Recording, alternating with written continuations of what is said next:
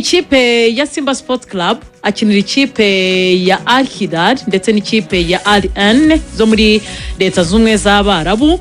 Yakiniye kandi yakinye mu gihugu cya Qatar, ubwo bivuze ko yakiniye muri Maroc, Sudan, Tanzania, Saudi Arabia ndetse anakina mu gihugu cya Qatar. Uyu niwe mukinyi mushya tugiye guheraho mu ikipe ya Rayon Sport Iber mbere yuko tuganira muri rusange ikipe ya Rayon Sport. Nibyo Mohamed Ouattara ni umudefanseri mu by'ukuri muremure kuko afite metero 1.90, uyu mu center back 1.90 ku myaka ya 27 kuko yavutse tariki 28 z'ukwezi kwa gatandatu mu 1999, bivuze ko afite imyaka 27, metero 1.90. Urumva ko ari umukinnyi mu by'ukuri muremure, ariko nkuko n'ubundi dukunze kubona abakinnyi baturuka mu gihugu cya Cote d'Ivoire baba ari barebare ariko badafite ibigango, atari abakinnyi bafite ibiro byinshi. Abanga barambuye ari muremure ariko wajya kureba umubyimba w'umubiri we ugasanga ntabwo ari munini cyane. Uvuga ngo rero abayumutse mu by'ukuri bura Cote d'Ivoire naho ni igihugu nimwe mu bihugu bigira abakinnyi barebare kuko ari champion, ari imikino kubera hano igikombe cya Afrika cy'abakinnyi bategereje imyaka 16 hari muri basket. Icyo gihe harimo abana barebare muri Cote d'Ivoire, bitavuga nti aha hantu hava abakinnyi barebare. Ubwo rero na Mohamed Ouattara 1.90 bari umukinnyi muremure. Ubwo rero mu makipe uvuze yakiniye, ndabona iyaheruka mari ikipe ya Al Ahly Club. Urumva Al Ahly Club niyo muri Aziya, niyo kipe iheruka gukinira muri 2000 imyaka 33 ariko oya yewe nabonye ari 27 yene 27 33 bari kumwitiranya. Uyu ni Cote d'Ivoire, namubonye ni Ouattara no muri Burkina Faso, no mu Burkina batandukanye. Iyo ngafite 27 yewe reka nkubwira ukuntu uyu musore nashatse amakuru ye yose Ako nibyo namubonye kuri transfer market. Yavutse tariki 28 z'ukwezi kwa 8 muri 99. Myaka 27. Yego, afite indeshyo ya metero na 90. Uyu akaba afite ubushobozi bwo gukina mu mutima wa defense, mu gihe ari gukina muri defense nyine ya babiri cyangwa se umutoza yahisemo gukina defense ya batatu.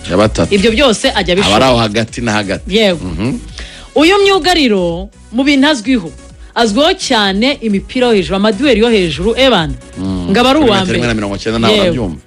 Ku mateka ye rero yakiniye ikipe ya Wydad Casablanca mu mushinga bari bafite muri 2018 2019. Icyo gihe batwarana igikombe cya championnat Botola Pro ndetse banagerana ku mukino wa nyuma CAF Champions League niho batsindiwe. Ku mibare rero ari mu ikipe ya Wydad mikigaragara nuko yakinnye imikino 6, hanyuma muri iyo mikino ya championnat irimo na Champions League aza kuhava 2019-2020 ajya mu ikipe ya Renaissance Zemamla n'ubundi iyo muri Maroc, ariko icyo gihe yaratijwe urumva yarafite imyaka, icyo bisobanuye yarafite imyaka 19 ajya muri Wydad. Noneho urumva ntabwo yashobora kugenda, birumvikana umwana w'imyaka 19 ngo ajye kuba umustat muri Wydad. Icyo gihe agenda atijwe kugira ngo abone umwanya wo gukina.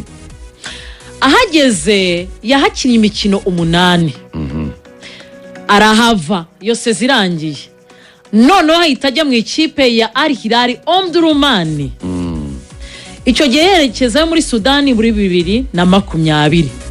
Yahagiriye ni naho navuga ngo niwe kariyeri ye noneho yahise itumbagirira, kuko n'umwe mu bakinnyi bagize ibihe byiza banafasha ikipe ya Al Hilal yo muri Sudani. Icyo gihe anakinana nayo imikino y'amajonjora ya Champions League. Uyu mukinnyi yahakinnye imikino 17, ahakina iminota irenga 1500. Ntiyigeze akura ikarita y'umutuku, yahawe ikarita 2 z'umuhondo. Muri CAF Champions League akinira ikipe ya Al Hilal yo muri Sudani yahakinye nanone imikino 20, akina hafi minota 1617. Nibwo yahavuye ajya mu ikipe ya Simba Sport Club. Ntago yahatinze kuko yagiye muri sezo 2022-2023. sezikurikiye yahise ahava ajya mu ikipe ya Al-Ain yo muri leta z'ubumwe yo muri leta z'ubumwe z'Abarabu siyo yakinnyemo ntuzara Al-Ain uno mutipe watakira Maroc uyu mutipe Sofiane Rahim reka ndebe niba ari icyo gihe yagaragaye mu mukino wa nyuma w'irushanwa ryitwa King Cup icyo gihe ariko ikipe ye yatsinzwe na Al-Ahli ibitego 3-2 hari mu kwezi kwa 9 tariki 26 2023 ikibibara riri mugaragazaho ari muri iyo ekipe ntago yigeze oya uretse ntago turagerayo ntago yigeze abona umwanya uhagije wo gukina nicyo amakuru avuga yego yahise yivamo ajya mu yindi ekipe yitwa Al Muroj muri sezo ya 24-25 amakuru avuga ko yakinnye imikino 11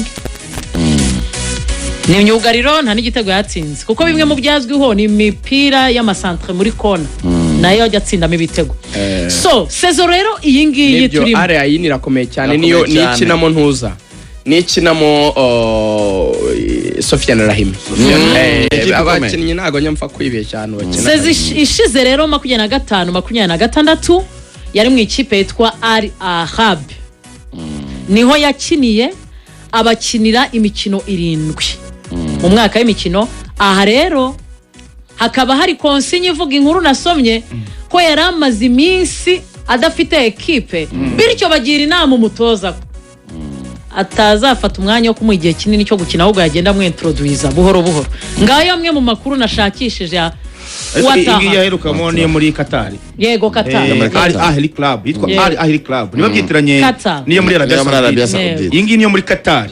Niyo kipe aheruka gukinira. Nje nshobora kuvuga ndebye parcours ye navuga